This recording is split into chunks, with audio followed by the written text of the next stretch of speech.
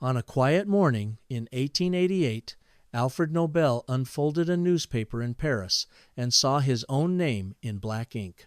Not in a celebration of achievement, not in honor of invention, but in an obituary, "Le marchand de la mort est mort." The merchant of death is dead. The words were cold, merciless, and final. According to the press, Alfred Nobel, chemist, engineer, inventor of dynamite, was gone. The obituary declared that a man who had spent his life devising new ways to kill more people more quickly than ever before had finally perished. But there was a mistake. Alfred Nobel was alive. It was his brother Ludwig who had died. And so Alfred Nobel, one of the richest men in Europe, sat in silence and read the verdict of history on his own life. Few men are granted such a haunting privilege, to see how the world intends to remember them before they are dead. For Nobel, it was a mirror held up to his soul. He saw not the scientist, not the innovator, not the polyglot who spoke 5 languages, not the poet who once scribbled verses about love and loss, but a figure condemned as a merchant of death, a villain, a profiteer of carnage. Imagine the weight of that moment. Every invention Nobel had created, every laboratory hour, every patent signed and factory built, reduced to a single damning phrase. He had dreamed of progress, of industry, of science, unlocking nature's secrets. Yet the world saw only gunpowder and graves. Alfred Nobel's life was already a paradox long before that obituary. Born in Stockholm in 1833, raised in hardship, yet educated among the elite of Europe. A man who built an empire of explosives factories across continents, yet lived as a solitary figure, plagued by ill health and melancholy. A man who wrote love poems in private while designing detonators in public. His greatest invention, dynamite, had been hailed as a miracle by engineers and industrialists. It carved railways through mountains, opened quarries, and accelerated the construction of cities. Dynamite was progress incarnate, but dynamite was also blood.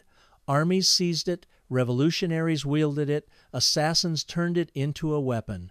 The same substance that raised bridges also leveled lives. Was this the mark of genius or the curse of unintended consequences? The mistaken obituary of 1888 did more than wound Alfred Nobel's pride. It forced him into a confrontation with himself.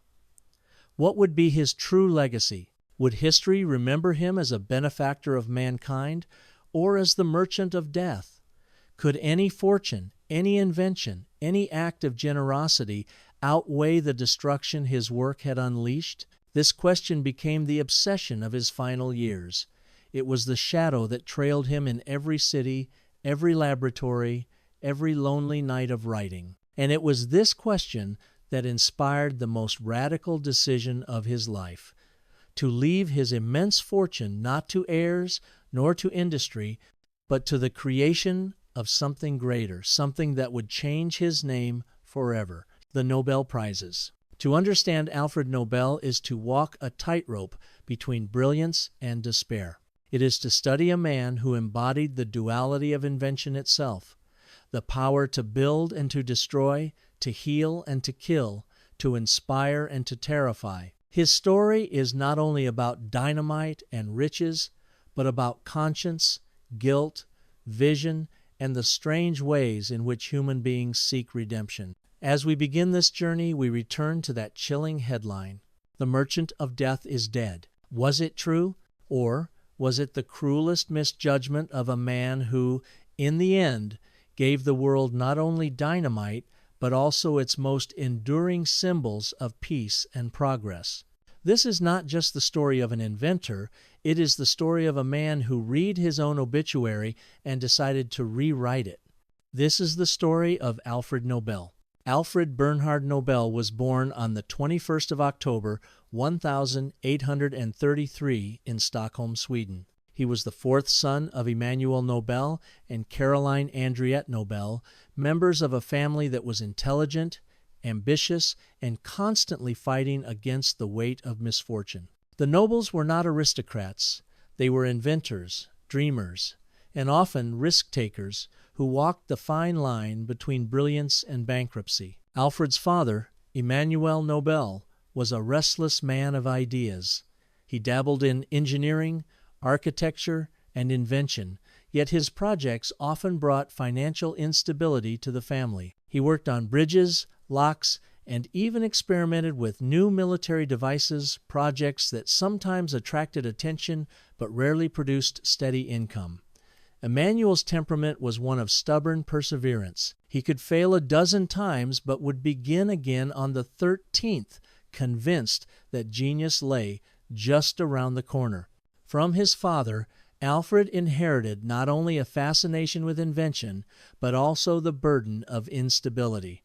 The noble's household was often shadowed by debt and uncertainty. Yet in this environment of fragility and dreams, Alfred's mind was sharpened. He grew up in a home where ideas mattered, where conversation often turned to the possibilities of science and engineering, even when the cupboards were bare. His mother, Caroline, balanced the family with practicality and warmth.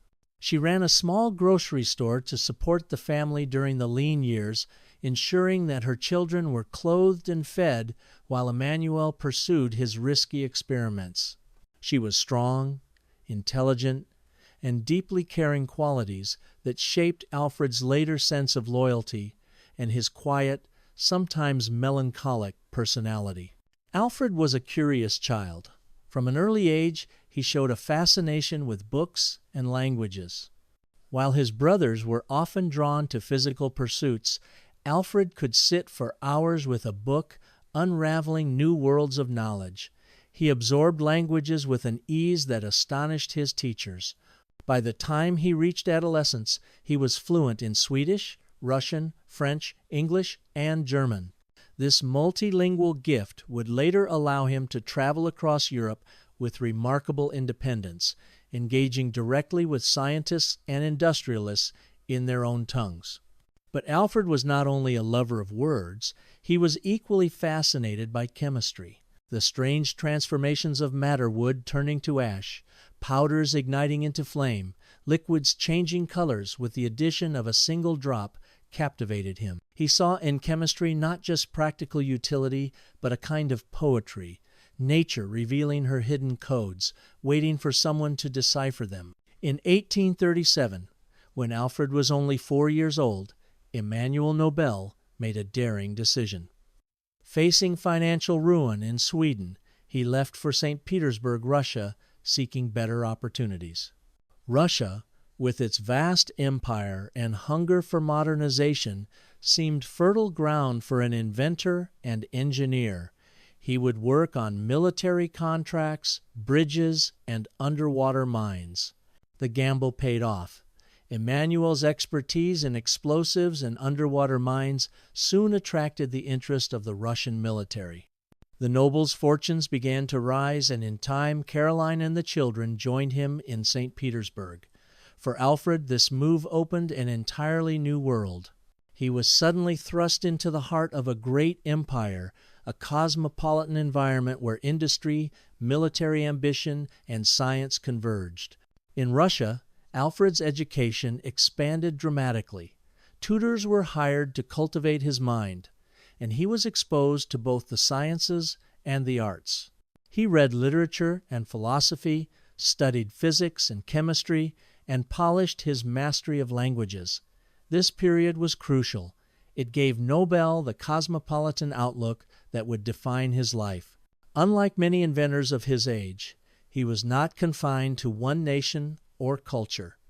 He thought in global terms from the beginning. Despite the opportunities, Alfred Nobel's childhood was not without shadows. He was a solitary boy, often more comfortable with books and experiments than with other children. While his brothers sought practical work in the family's growing industrial ventures, Alfred seemed destined for something different, something more intellectual, more abstract. He admired poets, read deeply into philosophy, and even began writing verses of his own. Yet his father disapproved of such useless pursuits, pushing Alfred instead toward chemistry and engineering. This tension between Alfred's poetic spirit and the demands of practical science would define his life. He was both a dreamer and a pragmatist, a man who wrote love poems yet also manufactured dynamite. The contradictions of his childhood foreshadowed the paradox of his adult legacy. By the time Alfred Nobel was a teenager, the seeds of his destiny had already been planted. He had the intellectual curiosity of a scientist, the linguistic dexterity of a scholar, and the philosophical sensitivity of a poet. He also carried the entrepreneurial daring and the financial instability of his father. In the bustling industrial environment of St. Petersburg, surrounded by machines, factories, and laboratories, Alfred began to see the enormous power of science to reshape the world. Explosives, in particular, fascinated him. They were at once creative and destructive, capable of building bridges or blasting apart armies. The dual nature of these substances mirrored the dual nature of Alfred himself: constructive and destructive, poetic and practical, idealistic and pragmatic. The boy who was once quiet, solitary, and immersed in books was now on the threshold of becoming a man whose name the world would never forget. If Alfred Nobel's childhood in Russia shaped his intellect and his hunger for ideas, it was his education and early travels abroad that sharpened his scientific direction. He was no ordinary student. His mind was a restless engine, moving easily between languages, philosophy, poetry, and chemistry. Yet it was chemistry, particularly the chemistry of explosives, that would capture his imagination and place him on the path toward both fortune and controversy. By the time Alfred reached his mid-teens, he had already outpaced much of what conventional schooling could offer. His father's success in Russia allowed the family to hire private tutors, and Alfred absorbed knowledge at an astonishing pace. Mathematics, physics, and chemistry became his foundation. But unlike many technically minded students, Alfred also cultivated the humanities. He read Shakespeare, Goethe, and Byron. He debated philosophy. He even wrote melancholy poems about love and death, lines that revealed the sensitive spirit beneath his cool scientific exterior. His father, Emmanuel Nobel, admired Alfred's brilliance but worried about his poetic distractions. To Emmanuel, science was a tool for power, wealth, and survival. He believed Alfred should focus entirely on engineering and invention skills that could secure both the family's future and the favor of the Russian military. This clash of values between father and son would echo throughout Alfred's life, but for now, Alfred obeyed. He immersed himself in chemistry. In 1850, Alfred Nobel, just 17 years old, was sent to Paris, the beating heart of European science and culture. There, he studied under the great chemist Théophile Jules Pelouse, whose laboratory was a nexus for young scientific talent. Pelouse introduced Nobel to the fascinating, dangerous world of experimental chemistry. It was in this laboratory that Alfred first encountered Ascanio Sobrero, an Italian chemist who, just a few years earlier, had discovered nitroglycerin. Sobrero's explosive compound was incredibly powerful, far more than gunpowder, but it was also wildly unstable. Even slight pressure or heat could cause it to detonate. Sobrero himself warned against its use, calling it far too dangerous to ever have practical applications.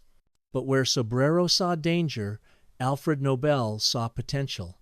Something in his mind stirred as he observed nitroglycerin's violent power. To Alfred, this was not just a laboratory curiosity, it was a force that, if mastered, could change the very structure of industry and warfare. After Paris, Alfred traveled to the United States, where he studied mechanical engineering and met with influential scientists and entrepreneurs. The young Swede was fascinated by America's raw energy, its boundless landscapes, and its ambitious approach to building railroads, bridges, and cities. It was during this time that Alfred became acquainted with the ideas of John Ericsson, the Swedish-American inventor who would later design the ironclad warship Monitor. Nobel admired Ericsson's vision of blending invention with practical utility. He began to see his own scientific curiosity as something that must eventually serve a larger purpose, whether industrial progress or national defense. Yet even as he marveled at America's dynamism, Nobel remained a solitary figure.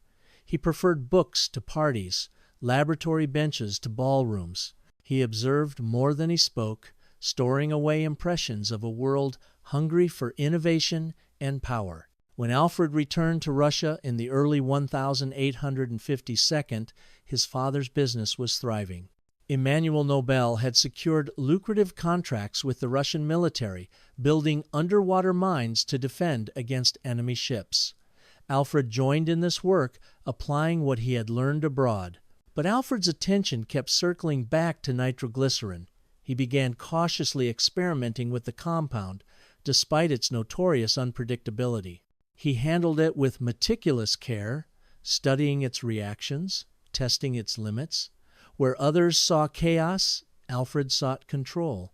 These early experiments were the foundation of what would later become dynamite. But at the time, they were little more than dangerous explorations carried out by a young man driven by both scientific curiosity and an almost philosophical fascination with destruction and creation. It was clear even then that Alfred Nobel had a unique relationship with danger. Many scientists avoided nitroglycerin after a few disastrous accidents.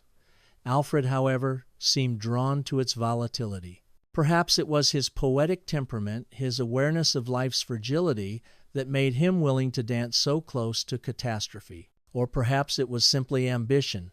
He knew that if he could tame nitroglycerin, he would revolutionize industries from mining to construction. Whatever the reason, these experiments marked the beginning of Alfred Nobel's lifelong association with explosives. They also marked the beginning of his lifelong struggle with reputation. For every tunnel blasted safely through a mountain, there would be critics who accused him of arming the world for destruction. By the time Alfred Nobel was 20 years old, the shape of his destiny was visible. He was fluent in multiple languages, equally at home in poetry and chemistry. He had studied in Paris, explored America, and returned to Russia with a vision that most could not see. He was already walking the razor's edge between progress and peril. No one, not even Nobel himself, could yet know how far this path would take him. But the seeds were planted, the restless intellect, the fascination with explosives, the desire to contribute something lasting to humanity, and the shadow of risk that never left his side. The world was changing rapidly. Railroads cut across continents. Industries demanded faster means of progress. Empires sought new weapons to defend or expand their power. Into this crucible of invention and ambition stepped Alfred Nobel, the young chemist whose experiments with nitroglycerin would soon alter the course of history. If Alfred Nobel's early education lit the spark of curiosity, it was his work with explosives in the 1862nd that forged his destiny. This was the decade when his name became tied forever to nitroglycerin, dynamite, and the shadow of death that accompanied them. Nitroglycerin was, by all accounts, a chemical nightmare. Ascanio Sobrero's discovery in 1847 was so unstable that even the chemist who first synthesized it warned against its use. He described the compound as a product whose handling and use could only be fatal. But Alfred Nobel saw possibility where others saw doom. In nitroglycerin, Nobel recognized the raw power of transformation, the ability to unleash controlled force that could move mountains, bore tunnels, and build the infrastructure of a modern world. The challenge was not whether nitroglycerin was powerful, it was how to control it. In his notebooks, Nobel treated the problem almost like a philosophical riddle. If nature had given man fire, and man had learned to tame it, Why not this new fire in liquid form? If nitroglycerin could be stabilized, it could change the world. In the late 1852, Alfred returned to Sweden and began setting up a small laboratory with his father's support. There he conducted experiments to find safe ways to detonate nitroglycerin. His approach was systematic, first by studying how it responded to shock, heat, and confinement, then by attempting to channel its explosive force. Early results were both promising and terrifying. Nobel found that nitroglycerin could indeed be detonated by a controlled ignition, but the margin of error was razor thin. More than once, his experiments nearly killed him. Yet Alfred remained undeterred, driven by the conviction that somewhere within the chaos of nitroglycerin lay a breakthrough. In 1863, Alfred Nobel made his first great contribution to explosives technology, the invention of a blasting cap, also called a detonator. By using a small charge of gunpowder to ignite nitroglycerin, Nobel created a way to detonate the unstable liquid more reliably. This innovation was a critical step forward. It allowed nitroglycerin to be set off with greater precision, transforming it from a laboratory curiosity into a potentially practical tool. For the first time, miners and builders could imagine using the explosive for controlled demolitions. But even with the detonator, nitroglycerin remained dangerously unstable. Alfred knew he had only solved half the puzzle. On the 3rd of September, 1864, tragedy struck. At Nobel's factory in Heleneborg near Stockholm, an explosion ripped through the building.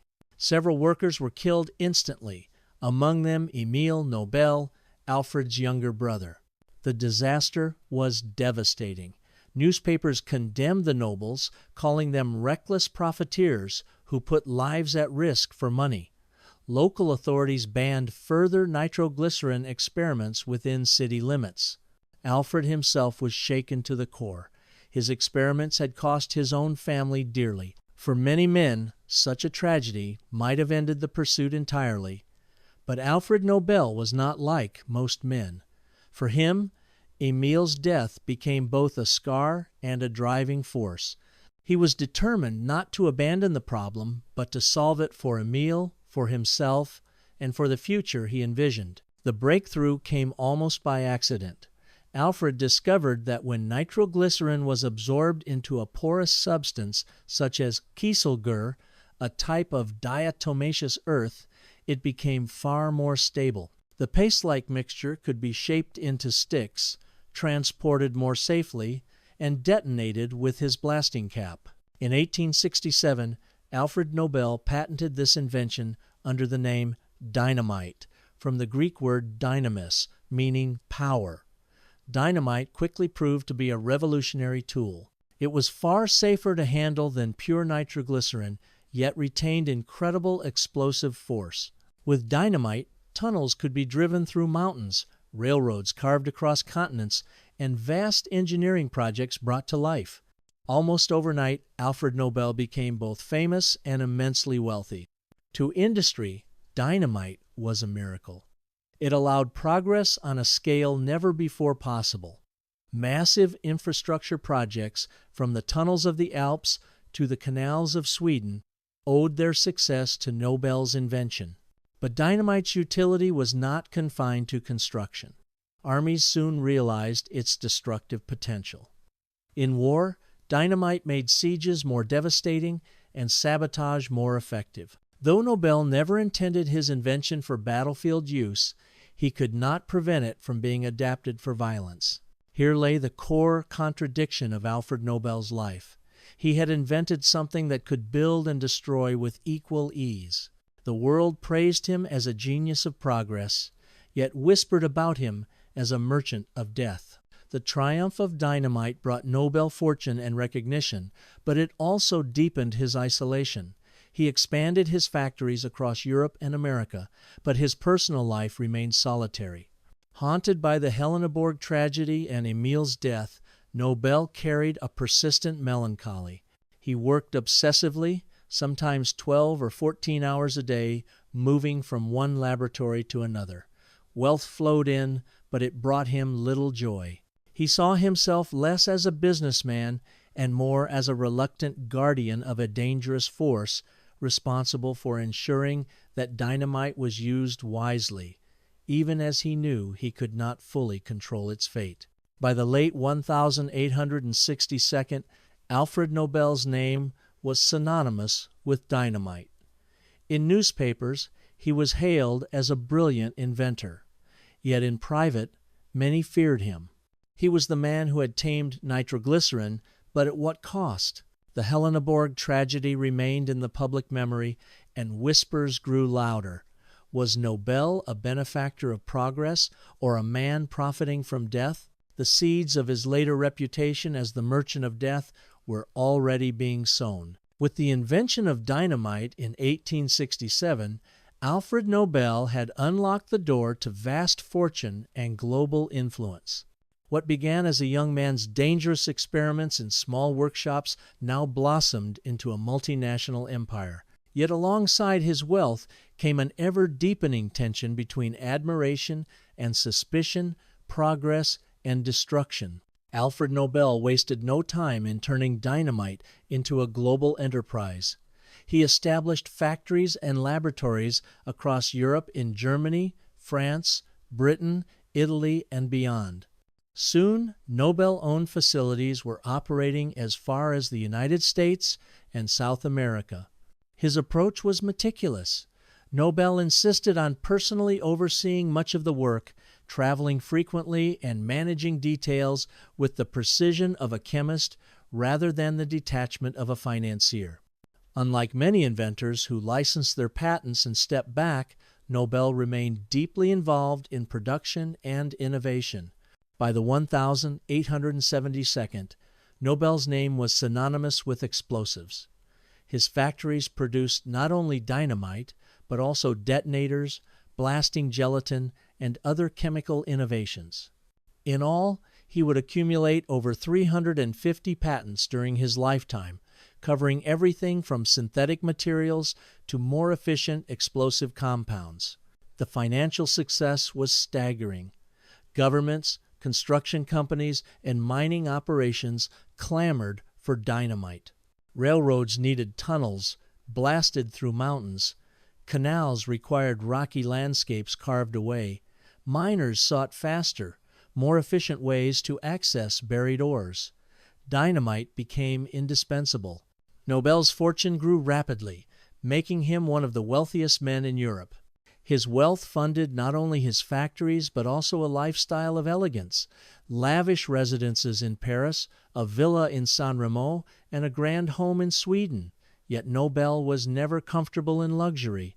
His houses often felt more like laboratories than palaces, filled with books, manuscripts, and experimental apparatus. He was a man of contradictions, the owner of immense wealth who dressed simply, the global industrialist who longed for solitude, the merchant of death who secretly wrote poems about peace and love. Even as dynamite fueled progress, suspicion surrounded Alfred Nobel. To some, he was a benefactor of humanity, a man whose invention accelerated the building of modern civilization. To others, he was a profiteer whose products armed revolutionaries and military powers alike. Governments often eyed him warily. His factories, scattered across Europe, produced materials that could just as easily be used for warfare as for mining. Critics accused him of growing rich by feeding both sides of conflicts. And though Nobel repeatedly claimed that his inventions were intended for peaceful industry, he could not deny that they were also used in war. It was during this time that the infamous phrase "merchant of death" began to circulate more widely years before Nobel would encounter it in his mistaken obituary. The nickname captured the unease people felt about a man who profited from controlled destruction. Despite his wealth, Alfred Nobel remained an intensely private, often lonely man. He spent much of his life traveling from one laboratory to another, rarely settling in one place for long. He employed servants and assistants, but kept few close companions. His personal letters reveal a man burdened by melancholy. He once wrote, Alfred Nobel patent owner, dynamite manufacturer, and merchant of death, who was never allowed to be simply Alfred, a man who longed for friendship, who dreamed of love, and who feared the world's judgment. His health also began to suffer under the strain of constant work and travel. Nobel was plagued by migraines, heart problems, and periods of deep depression. Yet he pressed on, driven by an almost obsessive dedication to his inventions and enterprises. Nobel's restless mind never stopped searching. In 1875, he invented gelignite, an even more powerful and stable explosive than dynamite. Later, he would create ballistite, one of the first smokeless powders, which would influence the development of modern firearms and artillery.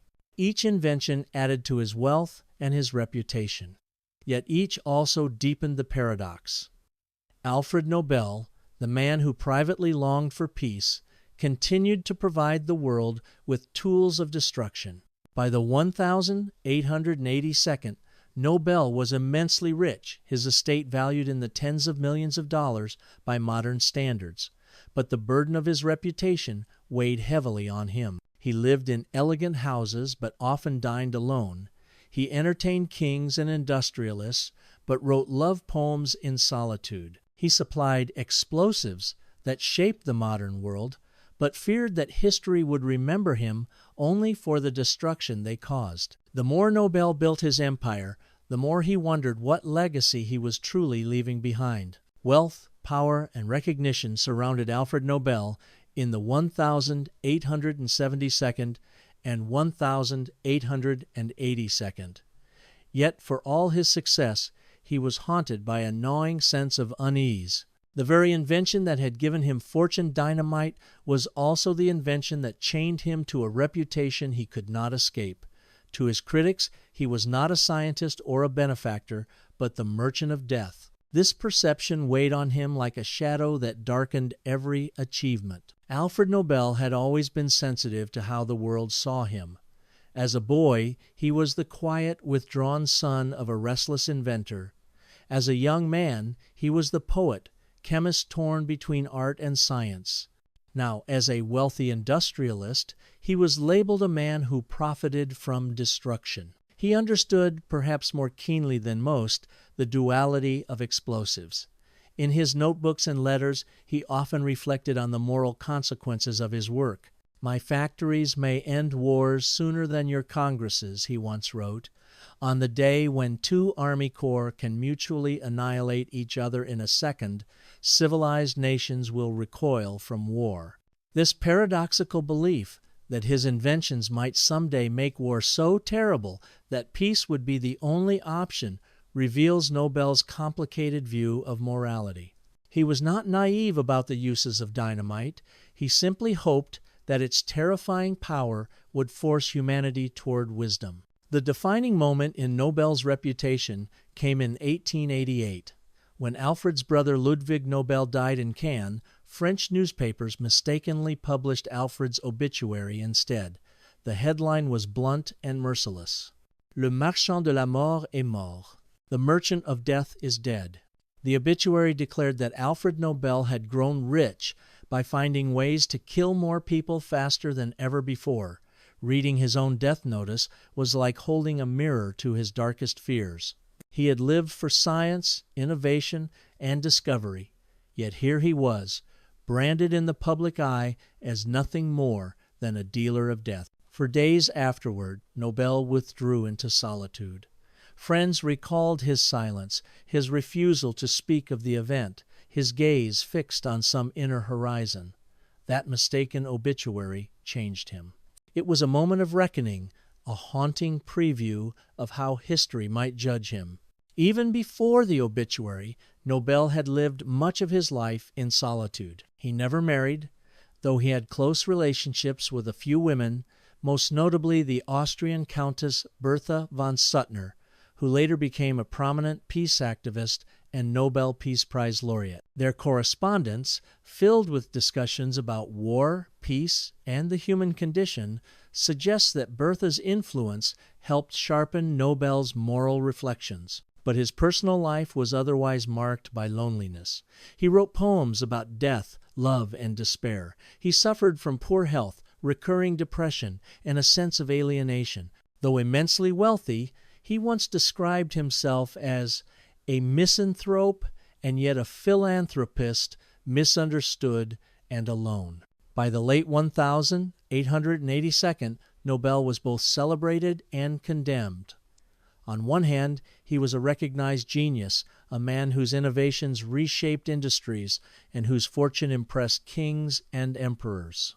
On the other, he was feared as the man who had given humanity its most dangerous tools. This dual image, the brilliant benefactor and the merchant of death, was inescapable. Wherever he traveled, Nobel felt it in the eyes of others. Admiration mixed with suspicion, gratitude with reproach. And within himself, the conflict grew sharper. The dilemma was simple, yet devastating. Alfred Nobel had dedicated his life to invention, but his greatest invention had unleashed as much destruction as it had progress. He could not control how the world used dynamite. He could not undo the deaths it caused. What, then, could he do to ensure his life would mean something more than destruction? The answer, as it slowly formed in his mind, was radical.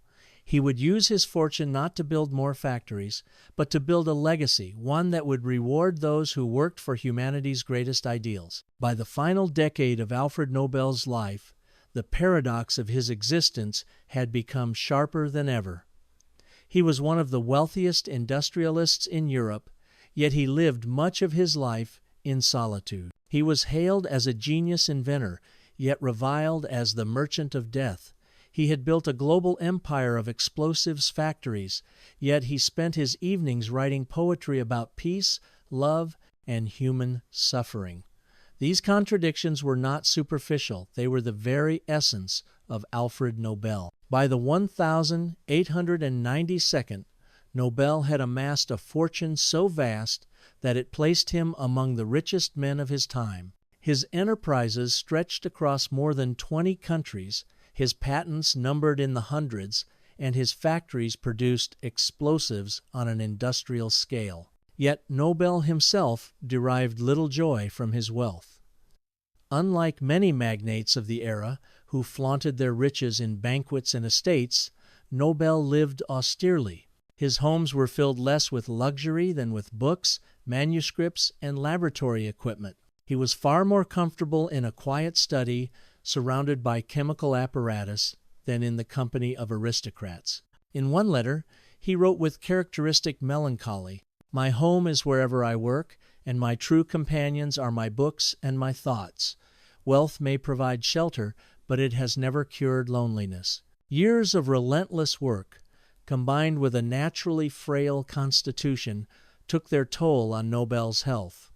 By his 60s, he suffered from chest pains, migraines, and bouts of depression. His travels became more difficult, and he often withdrew into long periods of solitude in his villa in San Remo, Italy. Even as his health faltered, Nobel continued to experiment and to write. His laboratories remained active, and he pushed his assistants to pursue new chemical discoveries. But increasingly, his intellectual energy shifted toward philosophy, literature, and reflections on humanity's fate. Few people know that Alfred Nobel, the master of explosives, was also a poet and playwright. He wrote tragedies in verse and composed melancholic poems about love and mortality. His writings, unpublished during his lifetime, reveal a man far more complex than the image of an industrialist. In one fragment he confessed, "I am a man who discovered the means to destroy, yet I long only for peace. I am surrounded by wealth, yet I am impoverished of love. The world knows me as one thing, but I know myself as another." His literary voice was steeped in the Romantic tradition, echoing his admiration for Byron and Goethe. It showed that beneath the cold exterior of the chemist was a deeply sensitive soul. Perhaps the most important relationship in Nobel's later years was with Bertha von Suttner, an Austrian writer and peace activist. Though their romantic connection was brief, their friendship endured for decades through correspondence. Bertha's influence on Nobel was profound. Her landmark book, Lay Down Your Arms, 1889, was one of the earliest and most influential calls for international disarmament. Nobel admired her courage and intellect, and their letters reveal discussions about war, peace, and the responsibilities of science. Many historians believe that Bertha's ideas directly influenced Nobel's decision to include a Peace Prize among the awards he would endow in his will. Indeed, years after Nobel's death, Bertha von Suttner herself received the Nobel Peace Prize, a fitting tribute to her role as his moral compass. Despite his melancholic reflections, Nobel never abandoned his belief that explosives could paradoxically lead to peace. He argued that if weapons became so destructive that no nation could risk using them, then war would cease to be an option. The day when two armies can annihilate each other in an instant, all civilized nations will surely recoil and disband their forces. It was a grim vision, but one rooted in logic. Deterrence through fear.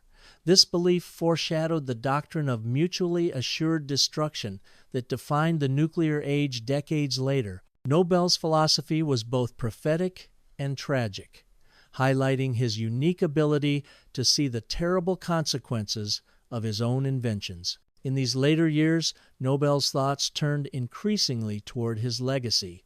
The mistaken obituary of 1,888 still haunted him. He feared being remembered only as the merchant of death. The idea began to crystallize. He would transform his wealth into a force for good.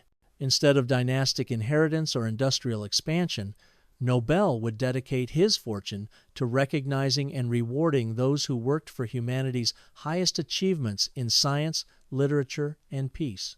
It was a radical idea. No industrialist of his era had ever considered using their fortune in such a way.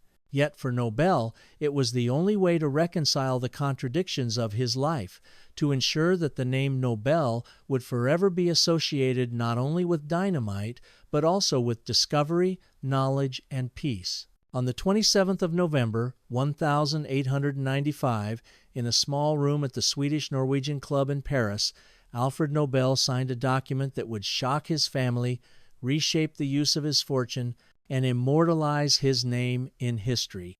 It was his last will and testament, one of the most extraordinary wills ever written. The will was simple in wording but radical in concept.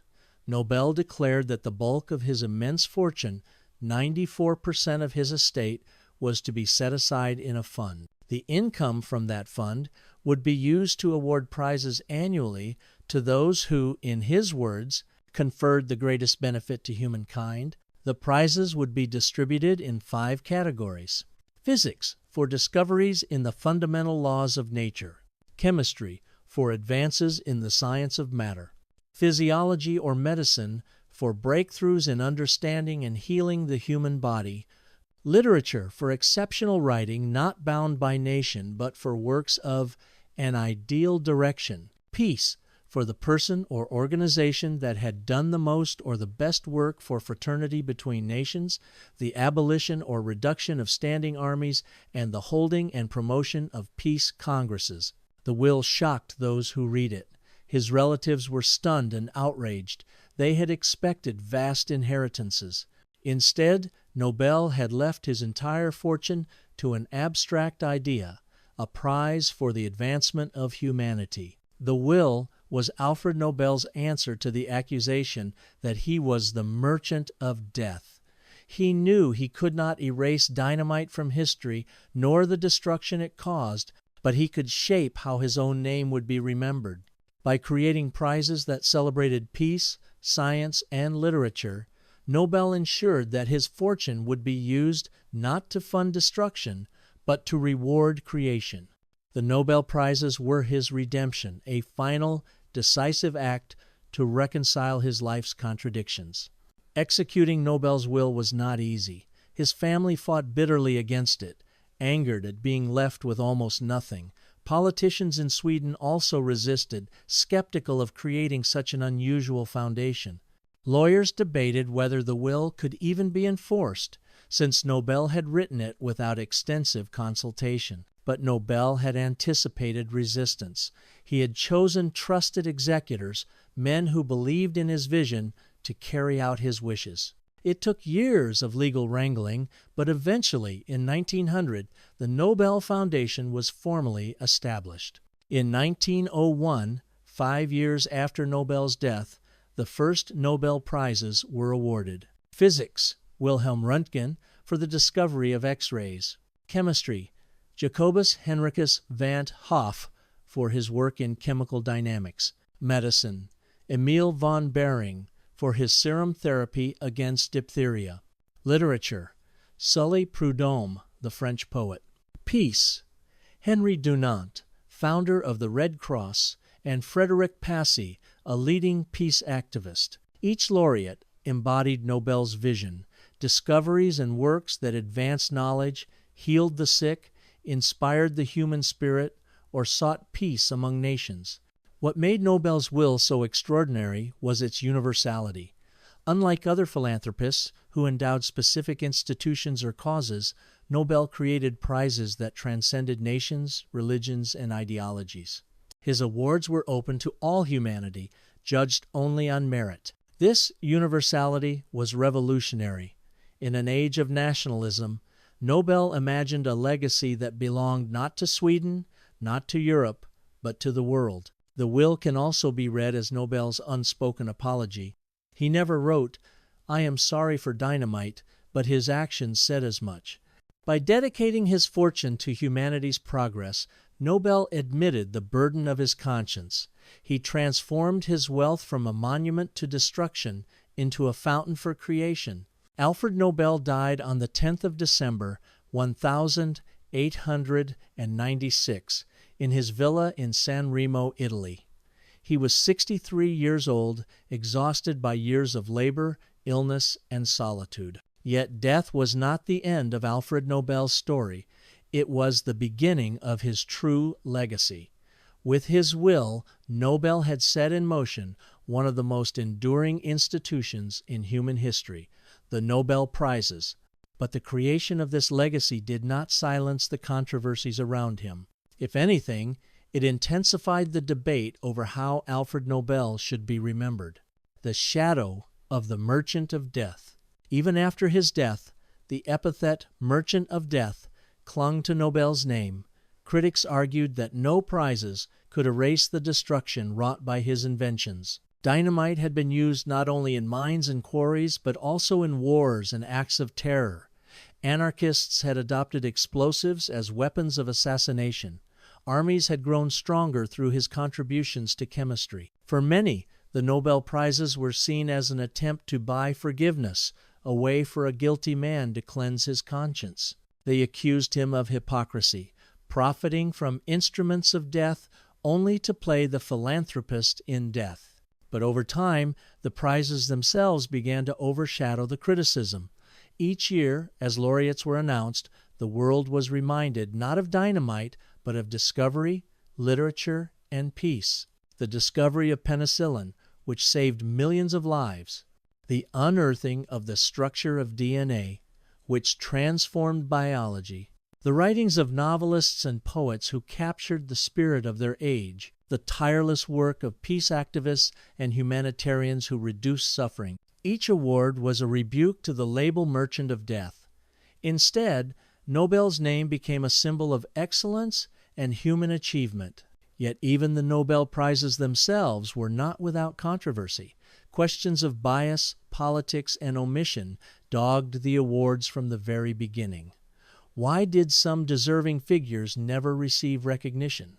Why did others whose contributions were questionable receive the honor? Mahatma Gandhi, champion of nonviolence, never won the Nobel Peace Prize. Albert Einstein received the Nobel Prize in Physics, but not for his theory of relativity, arguably the most transformative scientific insight of the 20th century. Literature prizes sometimes went to obscure writers while giants of world literature were overlooked. These debates, however, only underscored the importance of the prizes. They mattered enough to spark global discussion, and in that, Nobel's vision lived on. By the early 20th century, Nobel's name had undergone a remarkable transformation.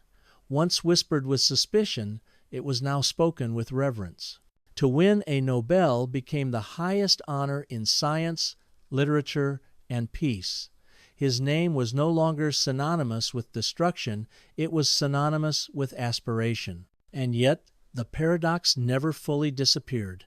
The origin of the prizes, the fortune built on explosives, remained a shadow behind the glory. In this sense, Nobel's legacy is unique. It forces humanity to reckon with the duality of invention, the thin line between progress and peril. The Nobel Prizes also inspired a wave of philanthropic and scientific institutions. Wealthy industrialists saw in Nobel a model, the idea that fortunes could be transformed into legacies of knowledge and humanitarianism. His example paved the way for other great endowments in the 20th century, from the Carnegie Endowment to the Rockefeller Foundation. More than a century after his death, Alfred Nobel remains a subject of debate. Was he a cynic who sought to redeem himself with prizes? Was he a tragic figure, cursed by the unintended consequences of his genius?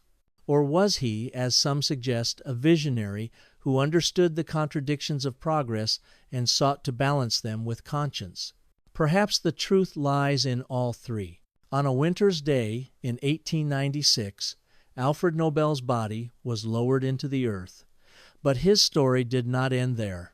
If anything, it had only just begun. For decades, his life had been defined by explosions, the thunder of dynamite, the smoke of nitroglycerin, the tragedy of accidents that claimed even his own brother. He had been called brilliant, dangerous, eccentric, and lonely.